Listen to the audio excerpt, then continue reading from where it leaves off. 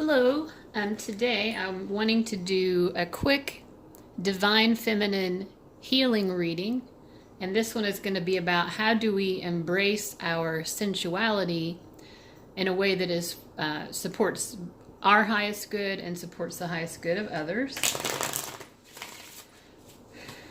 So, and I pulled a Divine Feminine Oracle card by Megan Watterson and Elizabeth Cheever-Gesseman. And the Divine Feminine that I've pulled here is Sarada Devi. I'm probably mispronouncing that. But her message is, unconditional love exists within me. The presence of love is the absence of judgment. I will read from the book about her in a moment, but first I want to pull some cards. I'm using the Steampunk Tarot. So how can we embrace our sensuality in a way that is for our highest good and for the highest good of others? Okay, so we get the Four of Wands, the Strength card, and the Four of Cups. Okay, so the Four of Wands is often about marriage. So I guess there could be a very literal interpretation here that sensuality is best expressed in marriage. I think also the wider message, because, God is all encompassing. There aren't any specific rules per se that God sets out for us. We have to live by our own internal moral compass. But I think what we're being encouraged here to do is to celebrate and honor sensuality and our sensual connections with our divine partner or soulmates if we're not with a divine partner. In karmic relationships, I think we tend more to debase ourselves, unfortunately. We kind of give ourselves away maybe too freely in those kinds of relationships. But the Four of Wands is saying, for one thing, this is a moment that you need to honor. It needs to be sacred and special. So when you do have a sensual connection with someone, it needs to be, I think there needs to be some sort of ceremony involved, is the message that I'm getting here. So if that resonates for you, good. If not, that's fine. But I'm getting that this is something that needs to be celebrated. Maybe it's good to set the mood. Whatever makes you feel sort of romantic and like you're honoring the moment. And it's not just we're doing this because we have to, or, it's not just purely like animalistic. So when we're enjoying sensuality with a partner,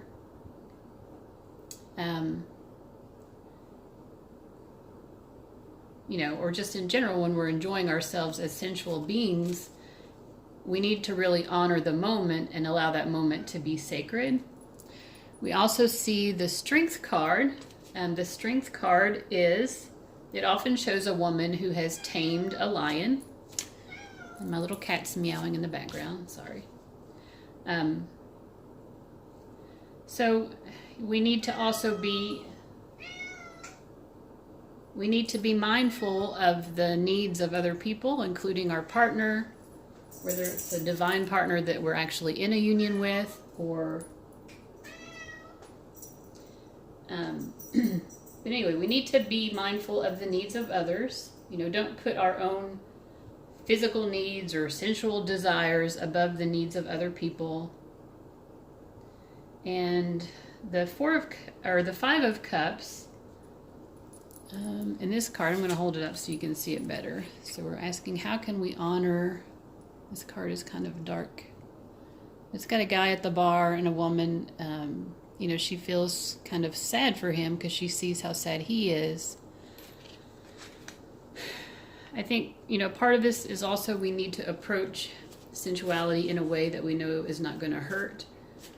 our partner, or the the person that we feel is our divine partner, again, whether we're with them or not. Okay. So I'm going to ask, for those of us who are not with our divine partner, because our divine partner, divine feminine or divine masculine, they still feel us energetically. Some of them may be aware that that's what they're feeling. Some of them may not be. But how do we, if we're not in union and we still have, sensual needs or sensual desires, what's the best way of honoring our divine partner while still honoring our own needs?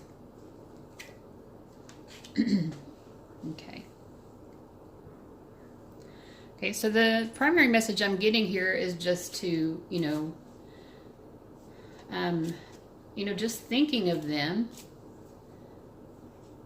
you can still connect to them energetically, even if they're not in your presence. You have to be mindful of the way that you're using your energy, that you are doing it in a way that is respectful. You really have to know someone on a deep level in order to know if they are okay or not okay with you energetically interacting with them in a kind of, or in any way, really. Even if it's sending healing, you have to be mindful of the fact that some people may not want you to send them healing. And we all make mistakes, so that's, it's not a big deal if we have made a mistake or if we do make mistakes. But it's just something good to be mindful of. Here, I'm getting the message that your divine partner would like to connect with you in a sweet, sensual way, in a very tender way, tender, loving way.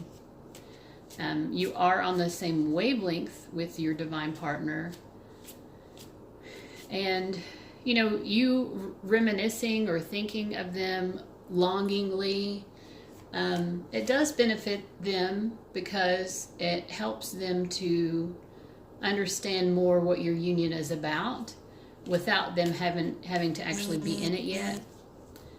Because if you're not in your union yet, the reason for that is because neither of you is quite ready yet. So you might think you're ready and the other person isn't, but really, because you're mirrors to each other, neither of you are quite ready yet if you haven't come into full union. So I'm going to read just from the book, from the Divine Feminine Oracle book, I'm going to read what Sarada Devi has to say, if I can find where she is. And then we'll go from there. Okay. Okay. I'm almost there. Sorry for the lag here. So she's the card that wanted to come out. She is the Divine Mother. She's a Divine Mother archetype. Sarada Devi embodies the feminine power that initiates seekers onto a spiritual path through unconditional love. She was born in India in 1853 to poor Brahmin parents. As a little girl, she worshipped a clay figurine of the goddess Kali, meditated, and began to have visions. At age 5, she was betrothed to the priest of a Dakshwiner Kali temple, a beloved mystic named Ramakrishna. 10 years later, she joined him at the temple, and they began their lifelong spiritual marriage together. Sarada's husband, Ramakrishna, performed the Shodashi Puja with her. This meant that she was positioned in the seat of the goddess Kali and was addressed as Sri Ma, or Holy Mother. Sarada is considered to be Ramakrishna's first disciple. They both became notable mystics with large international followings. Sarada helped form the monastic order for the devotees of Ramakrishna after he passed, and because she was so beloved, a monastic order was founded for women in her honor. She paved the way for future generations of women to enter the spiritual life. As a guru, Sarada Devi was known for treating all her disciples as her children. Many of her devotees relate that she initiated them in a dream. She appeared as a goddess in human form and gave them a mantra. When they met her for the first time, they would recall the dream and know instantly they were encountering their guru. When your soul selects her card, Sarada Devi loved all her disciples unconditionally and equally. In her teachings, she emphasized that there is no such thing as a stranger. She encouraged her devotees to understand that everyone we meet is actually a part of us and is connected to us, and that if we want to experience true peace, we need to own the fault and judgment that we project onto others. We need to see our own faults and forgive them with love. Sarada Devi whispers gently to us, "No one is a stranger, my child. This whole world is your own." So if something keeps showing up in the people we meet and in the relationships we are cultivating, Sarada asks us to meet them from within us, meaning the aspects of this other person that might be causing us pain or frustration or just plain aversion. These same aspects exist within us. Unless we are really willing to meet with these aspects within us, the universe will keep presenting them to us in our relationships. And it's not to piss us off, it's to free us. It's out of a deep love for us to finally heal. The goal here is for us to love ourselves fiercely from within, without judgment or shame for where we are in the moment. The goal is to let us mother ourselves with unconditional love. That's the only love that will quiet those harsh, critical voices within us, so we can stop wasting our time mired in judgment of others or ourselves and get on with being the perfectly imperfect light that we are. And then the question is, what am I currently judging or criticizing about myself? So let's just ask that. Sorry for the camera movement. And regarding my sensuality, what am I judging or criticizing about myself? 10 of Wands, the Hanged Man, Seven of Cups. Okay, the Seven of Cups is about temptations. So maybe you've been experiencing sensual temptations, and you feel like you're not really sure what to do with these temptations. You feel burdened by them. You're looking for signs of, what does this mean? You want to see these temptations for what they really are and understand them in a way that is for the highest good, for your highest benefit, and for the world and for your partner. But you are confused about them. So that's what we're judging, and let's see what Spirit has to say to us about those judgments. Okay.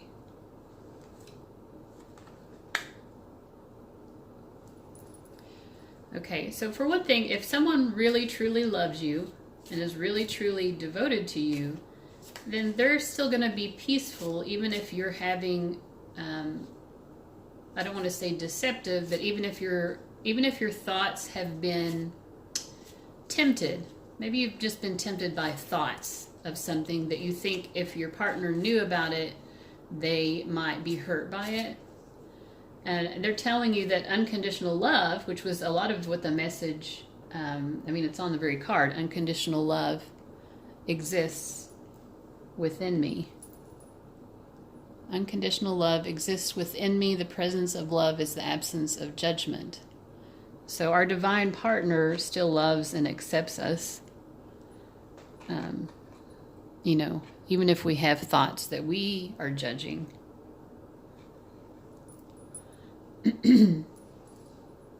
So that's nice. Is there anything else that we need to know about this judgment that we're having?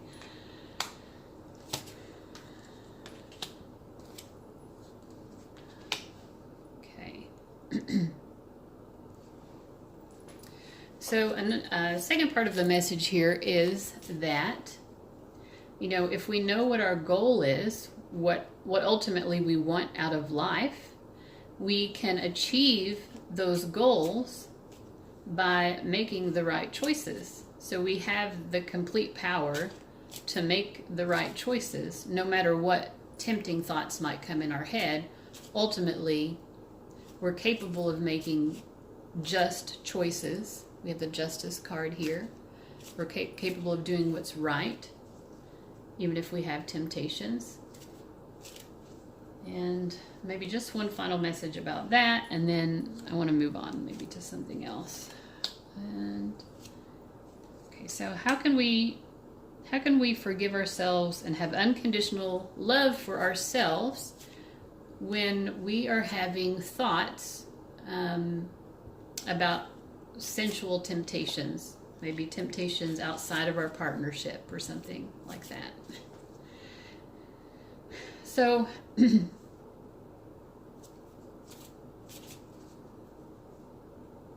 So I think with the Nine of Cups here, we're being asked to really appreciate this for what it is, find the good in it. What is here? What is here about these temptations and the way that you deal with them that is good? Why is this making you happy, or why is this satisfying you? You see in the Three of Wands, he's sort of focusing on this. He wants to understand this. If your divine partner could understand why you might be having those thoughts, then I think for both of you that would make things easier. So you need to understand for yourself, why are you having those temptations?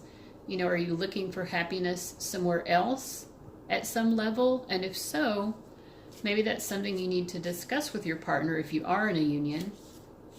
And if you're not in union with them, you can just maybe journal about it or be self-reflective. Why am I having these temptations? What are these temptations satisfying for me that I feel like my partnership isn't satisfying for me? And I think once you work through that, then you get to the world part of it, which is realizing that your divine partnership is divine for a reason, because this is the person who is really going to bring you back to that place of really feeling connected to all that there is, that feeling of being unconditionally loved, that feeling of being capable of unconditional love. Okay, so those were good messages.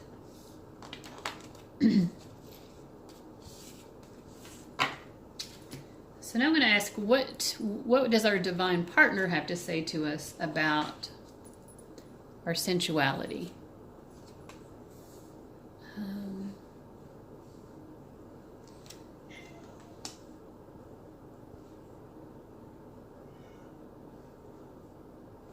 Okay.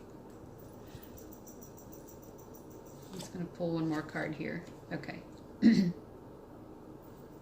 So I've got the Six of Swords, and then I've got the King of Wands back here, and the Emperor. I've clarified those two cards by the Two of Cups. So this is showing me that you both have, maybe you both have sensual desires. I would say your sensual desires are compatible. So that's the message, because we have the Two of Cups here. This is a compatibility thing. You might both be sort of somewhat masculine in your approach to sensuality to a certain degree, because we do have two masculine cards here. But, your divine partner just wants to let you know, we're on the same page in terms of our sensuality. So I want you to know that. And then we also get the Six of Swords. So the Six of Swords is positive. It says, even if there are any issues regarding this, your divine partner knows that these are not problems that cannot be overcome. They will definitely be overcome, and there's a strong desire on the part of both of you to work past any issues that there might be in your divine partnership. Okay? That's a nice message. I'm going to move this card because it's falling down.